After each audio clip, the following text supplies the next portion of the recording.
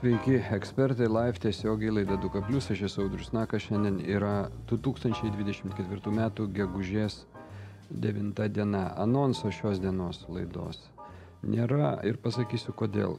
Užstrigau ant vėgėlės, nuo vakar kaip užstrigau, anksčiau jau buvau užstrigęs, bet nuo vakar stipriai užstrigau ir dar neatstrigau, todėl šiandien pagrindinė tema ir yra, štai taip jinai atrodo, vėgėlė ir žemdirbiai. Vis tik aš bandysiu išsiaiškinti, kasgi ten atsitiko su ta vėgėle, santykyje su žemdirbiais. Apie tai, kiek vėliau bus teisininko komentaras, tikiuosi, išsamus. Pradėkim nuo pačių svarbiausių dalykų. Kokie patys svarbiausi dalykai Lietuvoje? Be abejo, tai yra Ukraina, Ukraina ir dar kartą Ukraina. Ukraina tai yra ta tema, kuri rūpi kiekvienam Lietuvos gyventojui nuo ryto iki vakaro. Nuo pirmadienio iki ketvirtadienio, o po to nuo ketvirtadienio iki kito pirmadienio ir taip toliau.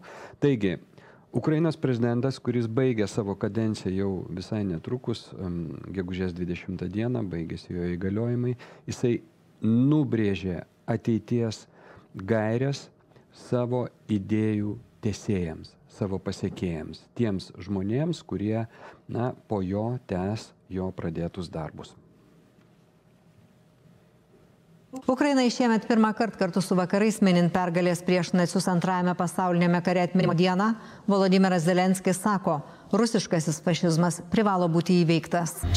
Jei šių dienų Kremlius viskuo primena Trečiąjį reichą, vadinasi, jo pabaiga turi būti identiška naujame Nürnberge, Hagos mieste. Kaip ir 45-aisiais, tik vieningas laisvasis pasaulis pajėgus tą daryti, susivienijęs į antiputinišką koaliciją, kuri ne žodžiais, o veiksmais gali stabdyti Maskvos nacius. Būtų simboliška, kad rusiškasis reichas būtų nugalėtas irgi tomis dienomis gegužės 8 dieną arba gegužės 9 dieną, kai pasaulis mini pergalę prieš fašizmą, prieš hitlerinę Vokietiją, bet kaip viskas pasikeitė, dabar teks nugalėtojus. Beje, gerovės valstybės kūrėjo pati, pirmoji valstybės ponia, kurios darbinę veiklą plačiai nušviečia portalas Prezidentas LT, pranešė, kad didžiausia jos motyvacija yra didinti visos visuomenės gerovę. Ir jinai, būtent pirmoji valstybės ponia Diana Nausėdienė, jungiasi prie tarptautinės pirmųjų ponių ir ponų iniciatyvos, kuria siekiama didinti visuomenės informatumą apie psichinę sveikatą. Šios kompanijos iniciatorė Ukrainos pirmoji ponia Olena Zelenskienė, kurios beje taip pat pirmosios ponios dienos baigėsi, kaip ir Ukrainos prezidento Vladimiro Zelenskio, gegužės 20 dieną. Gegužės 20 dieną Zelenskienė taip pat jau nebeturės įgaliojimų būti pirmąją valstybės ponia. Taip, vyksta rinkimų metu Lietuvoje, gerai žinote, pratybos, manevrai, todėl kad mes turime būti pasirengę visada, visais atvejais. Taigi, šios pratybos ką pademonstravo? Pademonstravo sėkmingą ėjimą prie karo. Tiesiog treniruojamės sėkmingai pereiti prie karo. Vykstant karinėms pratyboms Vilniaus Viršuliškių ir Aukštųjų Panerių rajonuose bei Kauno Palemono teritorijoje naktį buvo įvesta komendanto valanda. Pratyboms skirtus specialiuosius automobilius stabdė šauliai, važiuojančius civilius tikrino policijos pareigūnai. Palemono geležinkelio stotis didžiausia prekinė stotis Kauno regione, čia stoja ir keleiviniai traukiniai. Tai yra aukštos vertės objektas, geležinkelio stotis, vykdom šito objekto apsaugą, taip pat vykdom civilių gyventojų apsaugą. Be to, šiuo metu Kaune irgi yra du aukštos vertės objektas, tai Kauno hidroelektrinė, taip pat Dariaus ir Girėno aerodromas. Diversinės grupės įsiskverbė į tam tikrą teritoriją, į valstybę, kursto žmonės, ieško nelojalių žmonių ir organizuoja savo operacijas. Tai, sakykime, ir ta visa grėsmės lygis, tas visas auga ir einame po truputį prie karo. grėsmės lygis po truputėlį auga, jis yra auginamas ir taip einame prie karo. Gerovės valstybės kūrėjas pasakė, kam rinkimų metu pratybų reikia. Reikia tam, kad Lietuvoje būtų taika. Būtent tai išaiškino gerovės valstybės kūrėjas, apsirengęs kaip vyriausiasis karinių pajėgų vadas. Nes, kaip žinote, prezidentas yra ir vyriausiasis karinių pajėgų vadas, o šiais laikais tai gal net ir svarbesnė funkcija vyriausio karinių pajėgų vado, nes neaišku, kada reikės mums eiti į puolimą arba atvirkščiai kažką atgrasyti. Na, o kariuomenės vadas Rupšys, stebėdamas šias pratybas rinkimų metu ir visą tai komentuodamas, informavo, kad blynas neprisvylo. Taip pasakė, neprisvylo blynas. Vilniuje šauliai ir savanorių pajėgų kariai turėjo užduotį per komendanto valandą saugoti 7 ypatingos svarbos infrastruktūros objektus, bet kas galėjo nutikti tarp 10 vakaro ir 5 ryto. Dronų išpoliai, hibridinės atakos, ginkluoti susirėmimai, ko ne viskas ir buvo išbandyta. Man tai laipinam keleivius pro anas duris ir nuvedam prie tvoros. Gaidu į mane, einu prie tvoros. O tai ką aš padariau tokio, kad čia taip? Tiesiog procedūra tikrinama. Sulaikytas dar vienas automobilis, keleiviai, kaip matote, yra išlaipinti ir mūsų turima informacija ieškoma išrinkto ginklo. Visi sulaikomi automobiliai yra ginklų dalių. Ant kelių? Rankas nugalva. Kokių ginklų dar? Įvedus komendanto valandą veiksmai Vilniuje koordinuoti iš savivaldybėje įsikūrusio štabo, lauke pastato saugumą užtikrino krašto apsaugos savanorių pajėgų kariai. Jie taip pat turėjo išbandymų, kuriuos paruošė pratybų organizatoriai. Jeigu prireikia kažkokio tai pastiprinimo, tai mes turim kaip greito reagavimo būrius, kurie mums atvyksta esant reikalui pagalba. Taip pat, kaip ir minėjau, kadangi yra vykdoma kartu sąveika, tai dirbame ir su Lietuvos šaulių sąjunga. Identifikuojam tas išmoktas pamokas, paskui pažiūrėsim, ką reiktų patobulinti, ką reiktų geriau padaryti. Gal iš vis kitaip kažką padaryti, bet praktiškai tas pirmas blynas nėra prisvilęs. Svarbiausia, kad blynas neprisvilo, reiškia tokį blyną galima suvalgyti. Tai štai tokie žaidimai vyksta, gal kažką padaryti geriau, gal kažkaip pažiūrėsim, pažaisim. Toks nekoks teatras, bet vis tiek tie, kurie dalyvauja tokiame žaidime, yra įdomu. Čia kaip dažasvidis, kur žmonės viens į kitą šaudo. Aš vieną kartą žaidžiau, visai smagu buvo, dažais šaudai. Na, čia viskas kaip ir tikriau. Gal ir tikrais šoviniais reikėtų situacijai susiklošius pašaudyti, bet vis tiek, bet kokiu atveju tai teatras su aktoriais rinkimų metu, prezidento rinkimų metu, štai tokie dalykai vyksta. Ir tai yra normalu, tai yra Lietuva, tai yra mūsų tėvynė. Vakar vyko dar vieni debatai kandidatų į prezidentus. Ir tema buvo ne viena, kaip nekeista, tema buvo ne viena, jų 3 net buvo, aš tai pasakysiu, 3 temos. Ir kas yra įdomu, temos labai svarbios. Kultūra, švietimas, žmogaus teisės. Na, atrodytų, po atskirą laidą galima apie tai daryti. Pasakysiu taip, laida pavyko, aš net netikėjau, kad gali būti tokia linksma. Tikrai, nuoširdžiai sakau, labai linksma ir nuotaikinga laida gavosi. Tiesa, apie kultūrą, kultūros politiką ir kažkokias problemas kultūros srityje išvis kalbėta nebuvo. Buvo kalbėta ten daugiau apie rusų kultūrą, kokį paminklą ten griauti, negriauti, na taip bendrais bruožais apie kažką, bet turbūt taip ir turi būti. Šou yra šou, žmonėms reikia pasilinksminimų. Taigi, apie kultūrą buvo taip pakalbėta, po to buvo pakalbėta apie žmogaus teisės. Na, žmogaus teisės tai be abejo, tai yra tapalyčių problemos, tai čia vienareikšmiškai, ar gali tapalyčiai kurti, pavyzdžiui, šeimas, gyventi kartu, tai čia apie tai buvo diskutuota, ta prisiminta Stambulo konvencija. Praktiškai tuo visos žmogaus teisės ir užsidaro. Daugiau nieko. Tai praktiškai irgi labai paviršutiniškai, bet labai linksma laida. Tikrai labai linksma laida. Tie, kurie nematė, raginu pasižiūrėti. Tikras linksmas šou su linksma vedėja. Tarp kitko, diktorė Pumprickaitė visai nepiktai ir linksmai vedė tą laidą. Na, o trečioji tos laidos tema — švietimas. Iš viso net nebuvo paliestas. Nei vienu žodžiu. Nespėjo. Taip linksmai kalbėjosi apie kultūrą ir žmogaus teisės, kad švietimo net nespėjo paliesti. Todėl, nesiveldamas pernelyg į detalės, nes aš šią valandą galėčiau kalbėti, iš tiesų buvo įspūdinga. Pasižiūrėkim trumpą ištrauką iš tos laidos, kur pasisako Žmonių partijos atstovė, Žmonių partijos kandidatė, Landsbergių bendruomenės kandidatė, premjerė Ingrida Šimonytė. Iš esmės, jos tas pasisakymas parodo apskritai visą suvokimą visko, ir kultūros, ir švietimo, ir žmogaus teisų, aš manau, ir viso kito, turbūt ir ekonomikos. Va taip, kaip kalbėjo Šimonytė, kokiam lygyje kalbėjo Šimonytė. Jūs tik pasiklausykit, kas negirdėjo. Ausis gali nulinkti.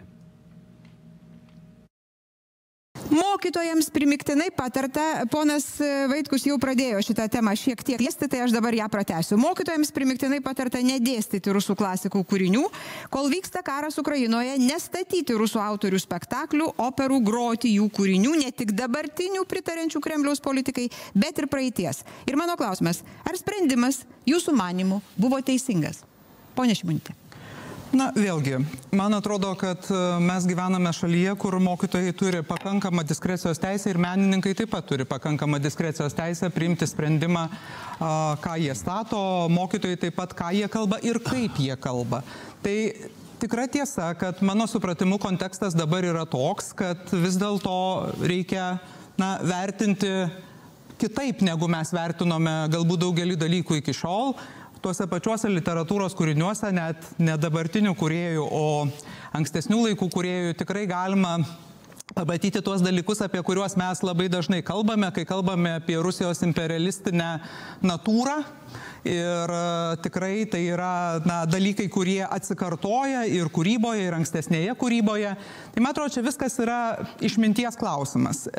Ir nesakau, kad nereikia skaityti, nesakau, kad nereikia apie tai kalbėti, bet vis dėlto, kai vertiname, turime matyti kontekstą, nes pritariu visiškai tam, ką sakė Gedrimas, kažkaip Lietuvoje yra susiformavusi nuostatam iš okupacijos laikų, kad rusų kultūra yra kažkokia, tiesiog stebuklinga kultūra ir stebuklingesnės kultūros nėra.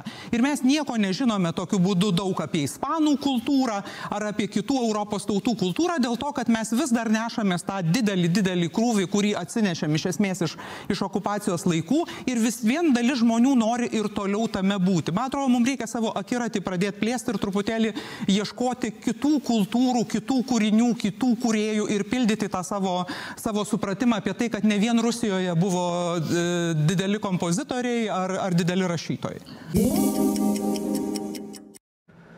Komentuoti tikrai neverta. Aš kai vakar žiūrėjau toj vietoj, žymėjausi visą eigą šitos laidos pastabas rašiausi. Tai aš nežinau, kiek kartų stebint šitą ištrauką, žiūrint, kaip kalba šį veikėją, aš nežinau, neprisimenu, kiek kartų pasirašiau žodį debilė.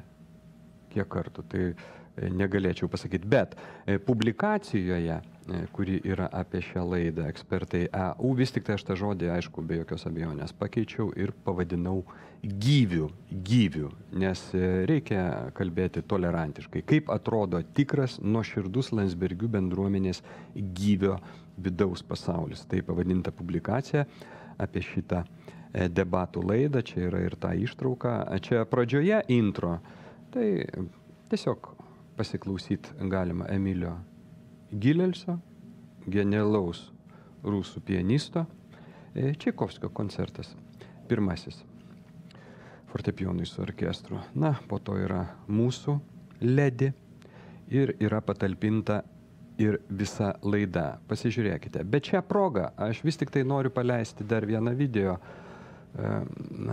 šitiem gyviam, šitiem gyviam, kurie, na, jie turbūt nuoširdžiai nesuvokia, kad visiškai ne prie ko, nei ispanai, nei rusai, nei amerikiečiai. Kultūra yra kultūra. Ji yra arba jos nėra. Ir jeigu kažkurioje tautoje yra kažkokie mega dalykai, tai jie yra. Jeigu kažkurioje galbūt kažko nėra, tai jų nėra. Ir žmonės ne pagal tai klausosi muzikinių kūrinių. Ar čia belgas sukūrė, ar amerikietis, ar atsiprašant iš Turkmenistano žmogus. Ne dėl to klauso.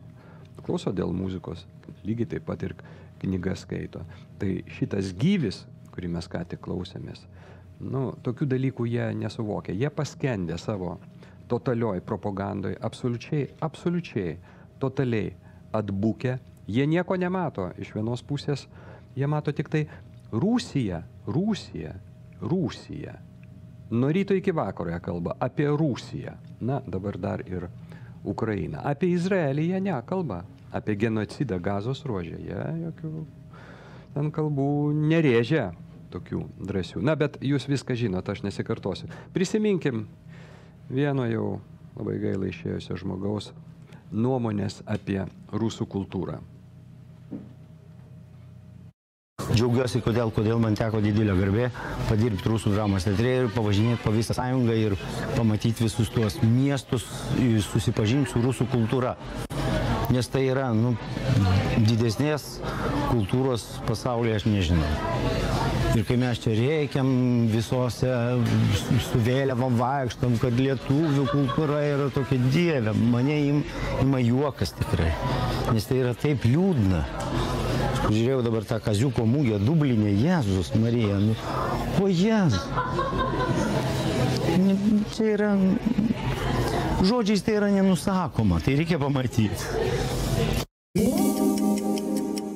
Na ir iš karto po socialinės reklamos pasikalbėsime, ką Lietuvos žemdirbiai padarė blogo kandidatui į prezidentus šiuo metu Ignui Vėgėlei, kad pastarasis meluoja. Pabandysim surasti atsakymą po socialinės reklamos. Nieko negalime, ar galime nieko? Taigi, yra publikacija, kuri taip ir vadinasi, ką Lietuvos žemdirbiai padarė blogo Vėgėlei, kad pastarasis meluoja.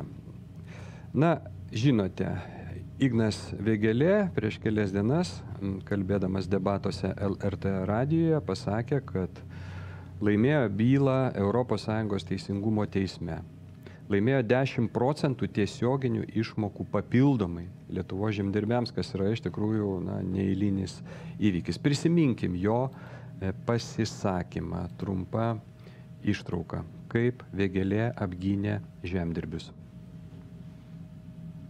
Aš žmonės ginu ir ginu ne tik, kad aš esu apgynęs žemdirbius visus Lietuvoje, jie gavo tiesioginių išmokų 2016 metai. Visi Lietuvos žemdirbiai per mano bylą ES teisingumo teisme laimėjo 10% tiesioginių išmokų papildomai. Tai aš žmonės ginu, tai duok Dieve, kad kiti taip gintų ir kiti rūpintųsi žmonėm, kaip aš ginu.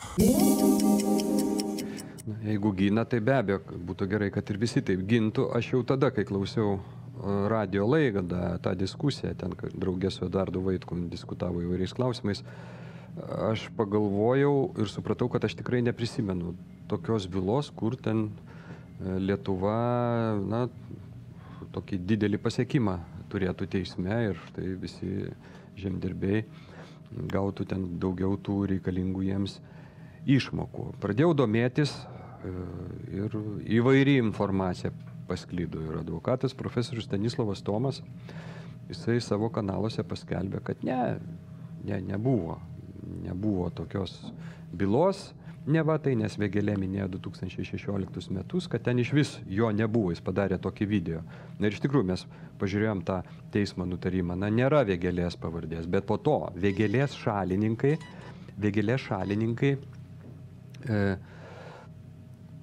parašė kažkur komentaruose, kad ne, ten ar net tokius metus pasakė Vėgėlė, ten ar tai vienais metais vėliau, ar vienais metais anksčiau, laimėjo iš tikrųjų tą bylą, nes yra ir Vėgėlės pavardė.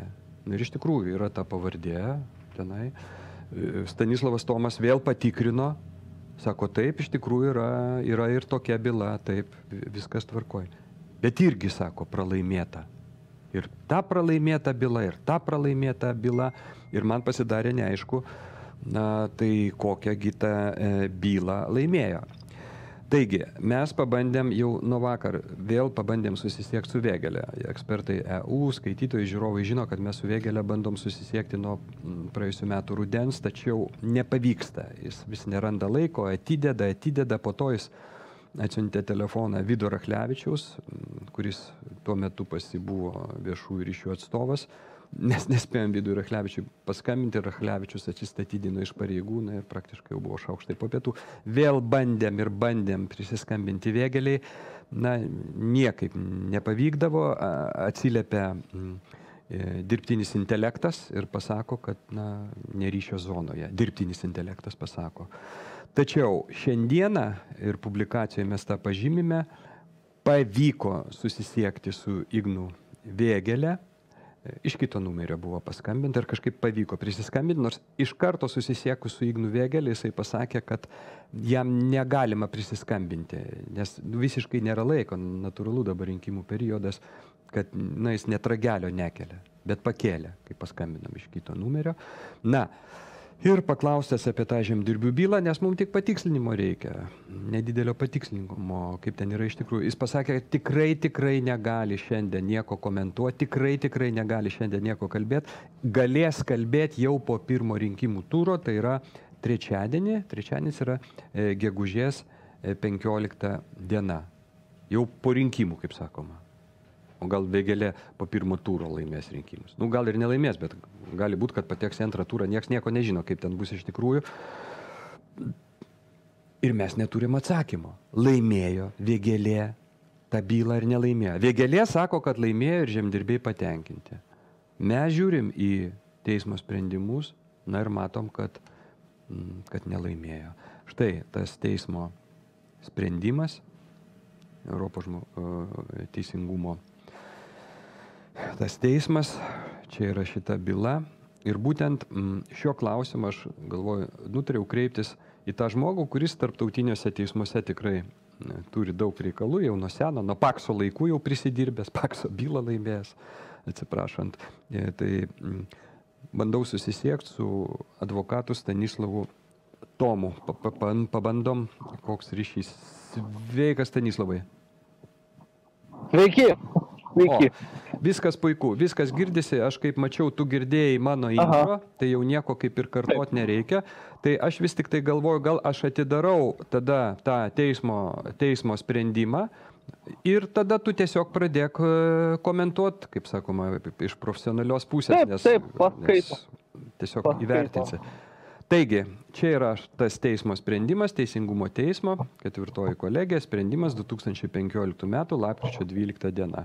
Čia prašymas priimti prie jurisdikcinį sprendimą, žemės ūkis, taip toliau, prašyta ir taip toliau. Į ką aš tik taip prieš suteikiant žodį Stanislavui Tomui noriu atkreipti dėmesį.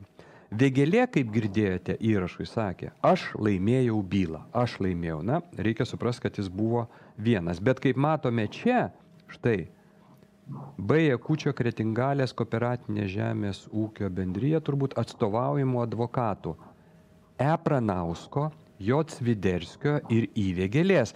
Reiškia, Vėgėlė truputėlį pasikuklino ir nepaminėjo savo 2 kolegų pavardžių. Nes aš, kai jisai pasakojo, taip ir supratau, kad vienas Vėgėlė atstovavo žemdirbius, bet pasirodo, kad tai buvo net 3 teisininkai. Tai čia Vėgėlė tiesiog, ne iki galo pasakė. Tai praktiškai, jeigu ta byla ir būtų laimėta, tai aš manau, kad tie 3 žmonės ir turėtų prisimti, kaip sakoma, visus nuopelnus ir laurus. Tai čia tokia pastabėlė ir tavo žodis, dabar aš prašau, teisinė kalba, kokia nori kalba, tiesiog paaiškink, kaip čia yra, nes tu girdėjai, Vėgėlė pasakė laimėta byla, žemdirbiai patenkinti, gaus daugiau išmokų, mes žiūrim, byla kaip ir nelaimėta ir nieko tie žemdirbiai negaus. Tai kaip yra iš tikrųjų? Gal mes nemokam skaitytų teismo sprendimų? Prašau, Stanislavai. Taip, tu labai teisingai pastebėjai, iš tikrųjų taip, buvo 3 advokatai ir iš tų 3 advokatų 2 buvo tikrieji advokatai, o Ignas Vėgėlė buvo jų padėjėjas. Jų padėjėjas, kuris faktiškai tik tai drožė pieštukus.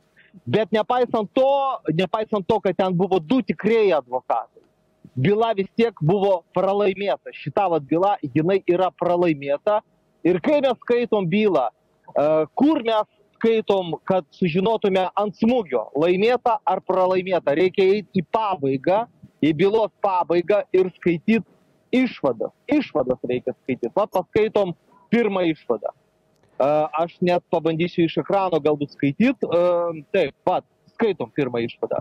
Reiškia, tarybos reglamento numeris 73/2009 metų nustatančio bedrasias tiesioginės paramos schemų ūkininkams pagal bendrą žemės ūkio politiką taisyklės ir nustatančio tam tikras paramos schemas ūkininkams iš dalies keičiančių reglamentų, ir ten yra numeriai tų reglamentų, ir patikslinančio reglamento numeris toksai, ten jūs matos 1782 ir taip toliau, va šitos 7 straipsnio pirma dalis, 10 straipsnio pirma dalis ir 121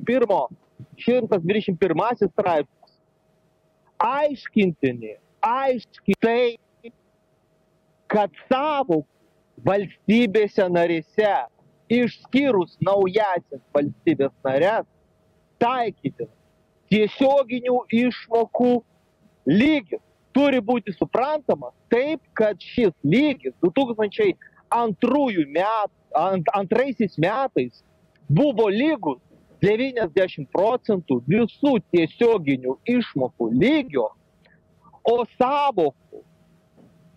savoka tiesioginių išmokų lygis naujo valstybėse narėse turi būti suprantama taip, kad šis lygis 2012 metais buvo lygus tokios sudėties Europos bendrijos, kokia ji buvo 2004 metų balandžio 30 dieną valstybėse narėse buvusiam lygiui. Kitaip tariant, viskas, ką parašė Ignas Vėgėlė, jis pasakoja, kad parašė, yra išmesta iš šiukšlių dėžę. Tai yra totaliai nesąmonė, byla yra pralaimėta. Aš ką tik jums perskaičiau ir kiekvienas žmogus, turintis teisinį išsilavinimą normalų, jis supranta, kad pirma išvada tai žodis ne, ryškus žodis ne, su pasakymu Ignai eik velniop. O paskaitom trečią išvadą. Trečią. Biškį nuleiskit man, aš paskaitysiu iš ekrano telefono. Prašau, dabar skaitysiu.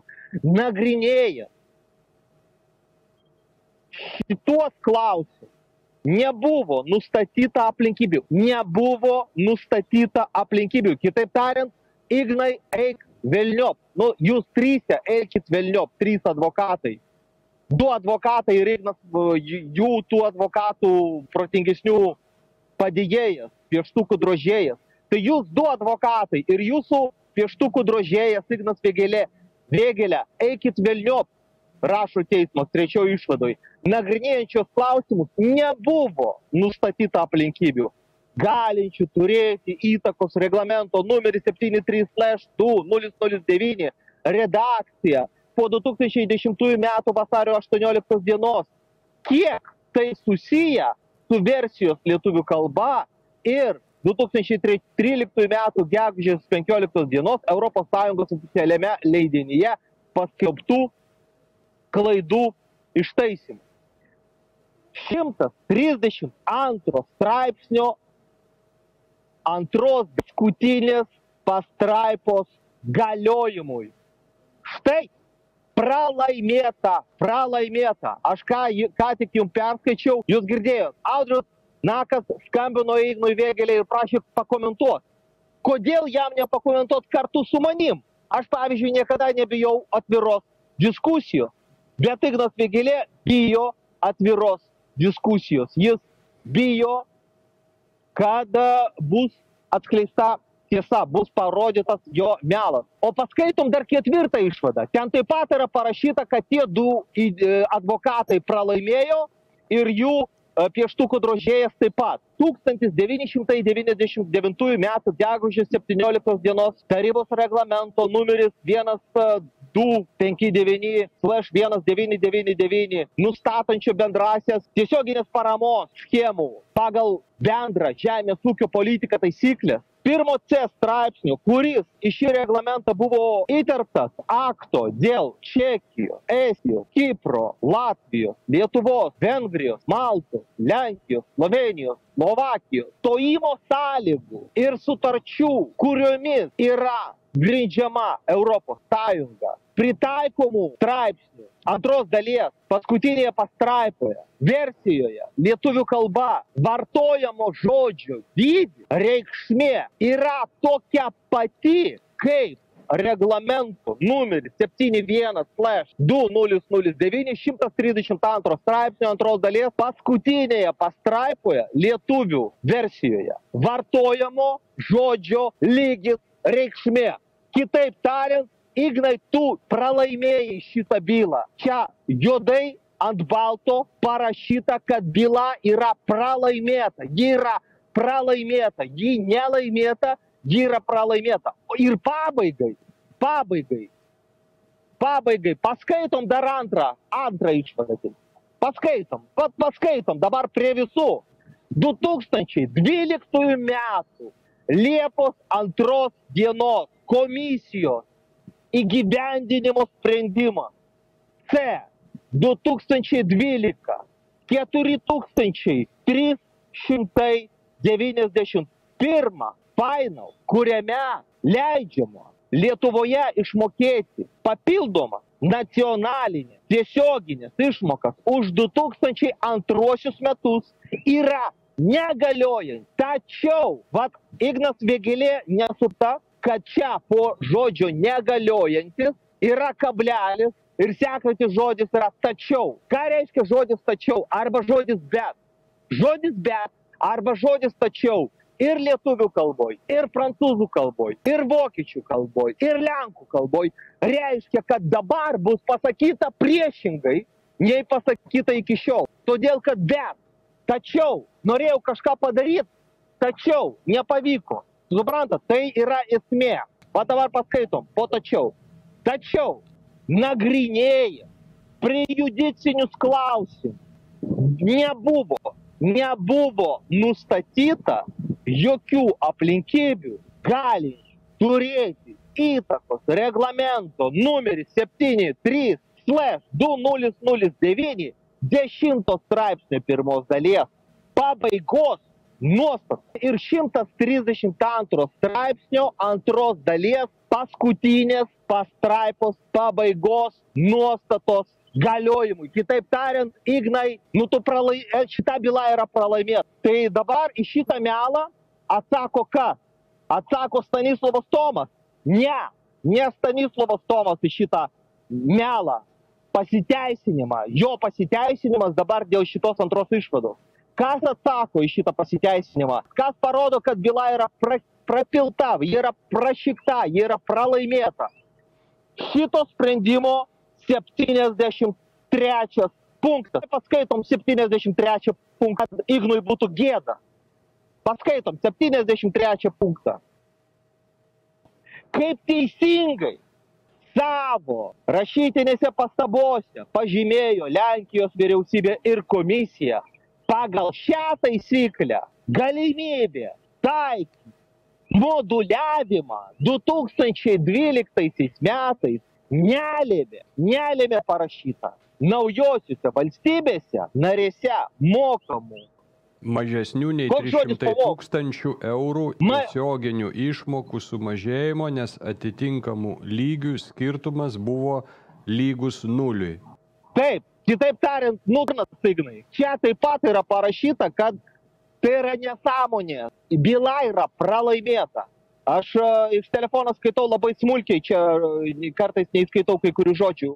Mažesnių nei 300 tūkstančių eurų tiesioginių išmokų sumažėjimo. Dar kartą pakartojam. Va šitas moduliavimą, reiškia šitas sprendimas, šitos taisyklės, pagal kurią galima taikyti buvo moduliavimą 2012 metais. Šitos taisyklės nelėmė sumažėjimo. Suprantat? Sumažėjimo nelėmė iš viso. Tai ką tada šita mergaitė Ignas Vėgėlė nori įrodyti? Nelėmė sumažėjimo. Nelėmė sumažėjimo. Tik tai su idiotais galima taip šnekėti, kaip Ignas tenai šneka. Ne. Kiekvienas protingas žmogus perskaitys šitos punktus, va šitos 4 apačioj. Ir po to, jeigu neaišku, jeigu jis nesupranta, ką reiškia žodis tačiau. Jeigu žmogus nesupranta, ką reiškia žodis tačiau, tada jis eina į viršų ir ten, viršuje, yra 73 punktas. Taip pat parašyta, kad Ignas Vėgėlė yra durna boba. Tai palauk. Aš supratau, tu dabar perskaitai, įvertinai šitą teismo sprendimą. Nepagailėjai aštrių žodžių, bet tai aišku yra tavo teisė, bet man visiškai išsiskiria nuomonės. Todėl aš kviečiu dar kartą drauge pasižiūrėti, ką pasakė Vėgėlė apie šitą sprendimą. Ir lygiai tą patį kalba Vėgėlės šalininkai. Mano šaltiniai šiandien paliudėjo, kad Vėgėlės šalininkai, matydami tą teismo sprendimą, kurį ką tu tik panagrinėjai, jie sako, kad čia yra pergalė, kad Vėgėlė laimėjo. Ir būtent pats Vėgėlė, jisai valstybinio transliuotojo eteryje pasakė, kad laimėjo. Pasiklausykim dar kartą. Aš žmonės ginu ir ginu ne tik, kad aš esu apgynęs žemdirbius visus Lietuvoje. Jie gavo tiesioginių išmokų 2016 metai. Visi Lietuvos žemdirbėjai per mano bylą ES teisingumo teisme laimėjo 10% tiesioginių išmokų papildomai. Tai aš žmonės ginu, tai duok Dieve, kad kiti taip gintų ir kiti rūpintųsi žmonėm, kaip aš ginu. Ir čia aš dabar suabejojau, kai sako, duok Dieve, kad kiti taip gintų, kaip aš ginu, tai jeigu yra, Stanislavai, tavo tiesa, ir byla yra pralaimėta, o atrodo, taip kaip tu čia panagrinėjai, kad jinai yra pralaimėta, pats Vėgėlė bent iki rinkimų atsisako tai komentuoti. Ir jeigu jį išrinks dabar valstybės vadovų, tai lygiai tokiam pačiam lygiai aš galiu daryti prielaidą ir toliau gins Lietuvos žmonės ir teisingumą. Va tokiam pačiam lygiai kaip šita byla, kai byla yra pralaimėta, o Vėgėlė visiems Lietuvos rinkėjams plačiai sako, jinai laimėta ir duok Dieve, kad visi taip laimėtų tas bylas, kaip aš laimiu.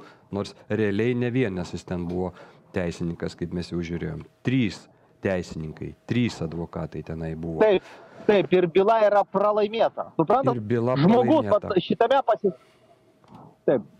Suprantat, jis pasisakymę savo, jis meluoja dėl 73 punkto. 73 punkte mes ką tik visi perskaitėm. Yra parašyta, kad moduliavimas 2012 metais nelėmė išmokų sumažėjimo. O Ignas Vėgėlė ten laidoj su Vaitkum bando įrodyti, kad buvo sumažėjusios išmokos dėl moduliavimo. Nebuvo sumažėjusios išmokos. Dėl moduliavimo nebuvo jokios sumažėjusios. Suprantat? Taip yra parašyta 73 punkte. Nu, va čia tai parašyta, aš irgi matau. Parašyta tai taip. Nu. Parašyta taip, nu. Taip. Čia taip parašyta. Ir apie tai pažymėjau. Parašyta, kaip teisingai savo pastabose pažymėjo Lenkijos vyriausybė ir komisija. Teismas sako, kad teisingai pažymėjo ir Lenkijos vyriausybė, ir komisija, kad moduliavimas 2012 metais nelėmė sumažėjimo. Nu tai ką jisai tenai meluoja savo idiotams, kurie aplink jį. Suprantat, Ignas Vėgėlė visą savo kampaniją stato ant to, kad jis yra graži mergaitė. Vat žiūrėkit, kokia jo šukuosena yra labai graži. Ir kaip jis kvepia kvepalais. Va taip jis stato savo kampaniją. Ir tai paveikia silpnus protus, kurie nemoka mąstyti. kurie neanalizuoja, neskaito.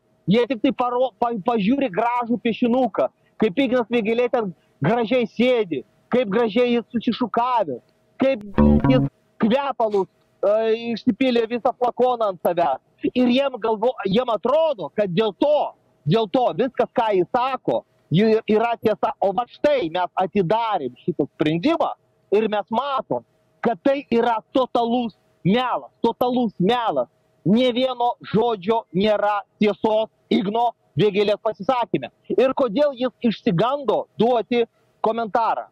Kodėl jis išsigando duoti komentarą? Todėl, kad jis žino, kad jis negali nieko dabar įrodyti. Vat yra sprendimas mūsų rankose, jo neįmanoma pakeisti ir dabar prieš rinkimus jam neįmanoma išsisukti. Jis bijo tiesioginio kontakto, diskusijos, dialogo. Jinai šita panelė Ignas Vėgėlė bijo. Tai yra baimė, tai yra apsišykimas, jis yra apsišykęs. Baigiai? Taip.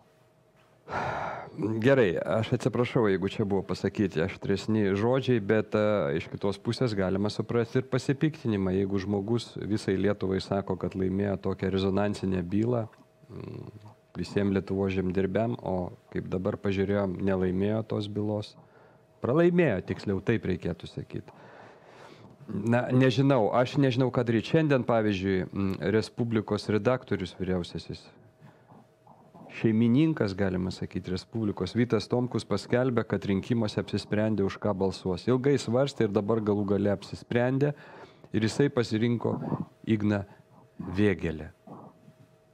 Aš manau, kad Vytas Tomkus dar nežinojo apie šitą žemdirbių bylą. Turbūt mažai kas iš viso žinojo. Ir tada man kyla klausimas, įtarimai kyla.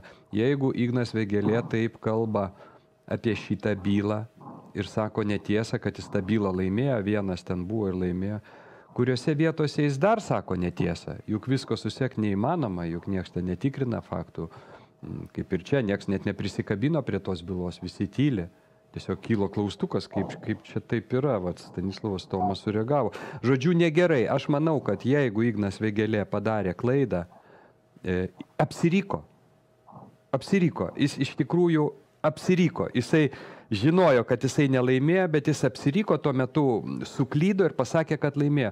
Tai reikia imti ir paneigti tokią informaciją, pasakyti, nelaimėjau šiokios žemdirbių bylos. Iš viso toj byloj buvau aš ne vienas, 3 mes buvom, 2 žiopliai buvo, per juos ir pralaimėjom, būčiau aš vienas, būtume laimėję. Va taip, jeigu pasakytų Ignas Vėgėlė, aš manau ir mano, ir Stanislavo Tomo balsai būtų už Igną Vėgėlę. O dabar abejoju, ar bus. Aš raginu visus klausytojus ir žiūrovus pagalvoti. Negalima taip meluoti ir pasidalinti šitą informaciją. Negalima taip meluoti, taip be atsakomybės jokios meluoti, kai net Vytas Tomkus, senas vilkas, patyrė žmogus, balsuos dabar už Igną Vėgėlę. Tai jeigu jis sužinos iki rinkimų, kad apsimelavo Ignas Vėgėlė, aš net nebejoju, kad nebalsuotų, bet ar sužinos, jis užsiėmė žmogus, gali nespėti sužinoti. Ir lemiamas balsas bus atiduotas. Ir visi atiduos už Igną Vėgėlę, sakys, labai gerai apgynė žemdirbius, apgins ir paprastą Lietuvos žmogų, darbininką ir gaisrininką, apgins. O po to išaiškės po rinkimų apgavystė. Nieko jis neapgins ir, kaip sako istorikas Algimantas Kasparavičius, mes turėsim, jeigu ne Nausėdą, kuris greičiausiai laimės rinkimus, bent taip prognozuojam, nors irgi neaišku, turėsim Nausėdos antrą variantą, mažesnį Nausėdą, naują Nausėdą, bet lygiai tokį patį Nausėdą, pavadinimu Ignas Vėgėlė. Štai tokia sudėtinga situacija. Ačiū Stanislavai Tomai tau už komentarą, kad tu kaip teisininkas perskaitei šitą sprendimą, paaiškinai, kaip viskas yra iš tiesų. Ir pabaigai, drauge, kviečiu pasižiūrėti labai trumpą video, vis tik tai šiandien yra gegužės 9 diena. Aš prisimenu save. Tarybiniais laikais, ta gegužės 9 dieną, mane purtydavo ta šventė ir tie paradai, ir viduje didžiulis protestas būdavo. Nes Lietuva buvo okupuota ir mes nenorėjom tos Tarybų sąjungos, nenorėjom nieko ir tie veteranai, kurie ten eidavo, neždavo, visada žiūrėdavau tai, bet laikas bėga, žmogus suauga, į viską ima žvelgti kiek kitaip ir pasižiūrėkim, kokie vaizdai šiandien yra Ukrainoje. Gegužės 9 dieną, kai tam tikri žmonės nori pagerbti tuos žuvusius, jų atminimą. Pasižiūrėkim, kaip vyksta šiandien Ukrainoje tai.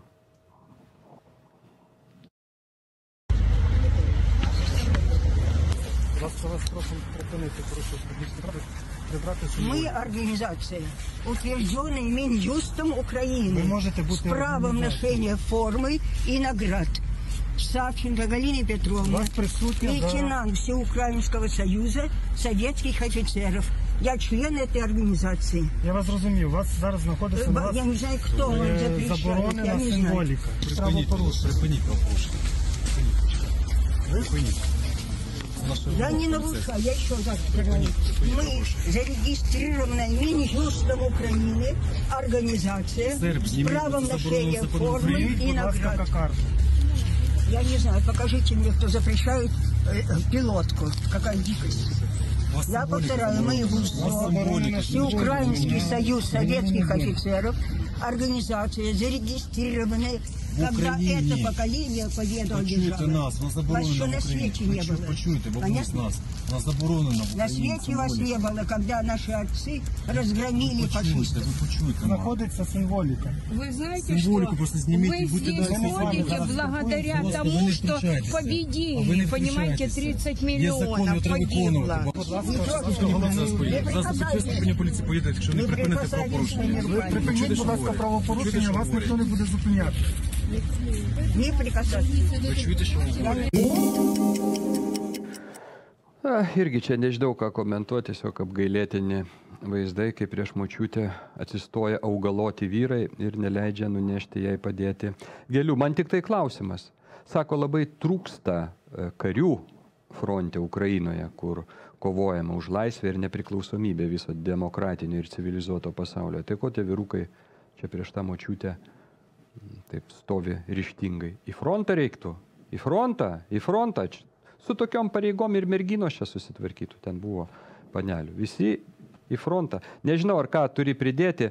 Aš tik tai, Stanislavai, visada prisimenu tą momentą istoriškai, kaip aš suprantu, kad jeigu vis tik tai būtų antras pasaulinis karas pakrypęs kiek kitaip, Lietuvos pasaulio žemėlapyje iš viso nebūtų, ne? Ostland. Ir, iš viso mes ten būtume, nežinau, kelintos rūšies, ar ne taip?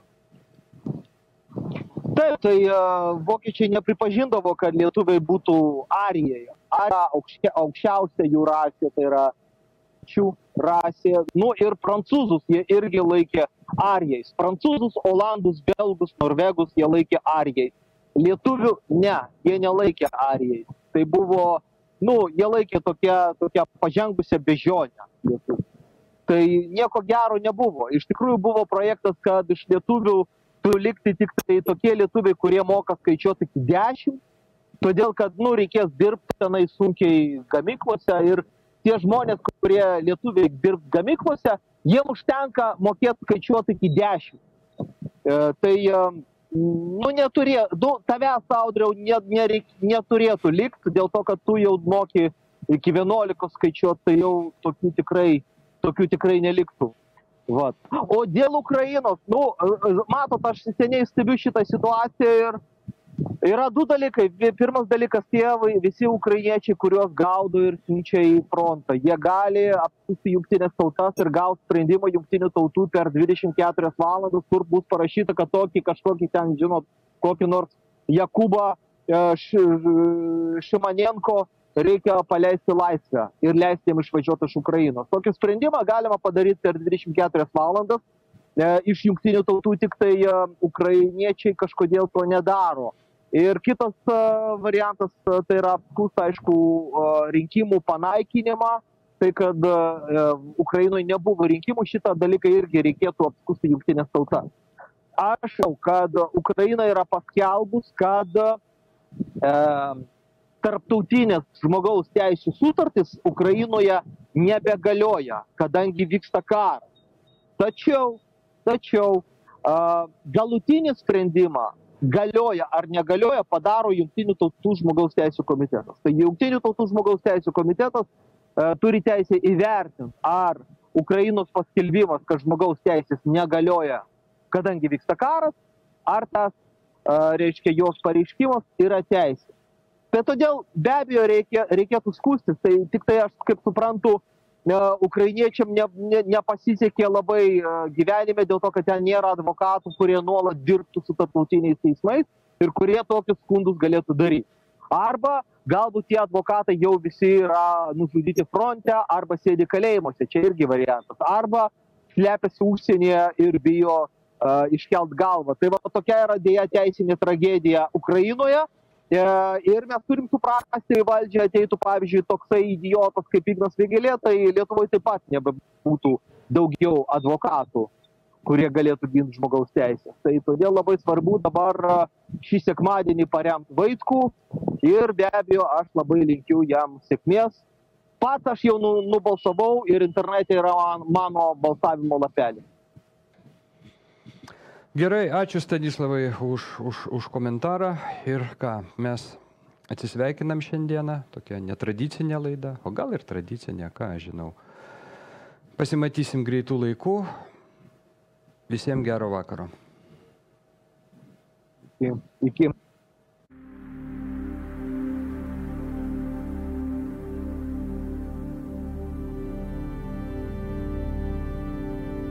Man rūpi jūsų sveikata ir gyvybė.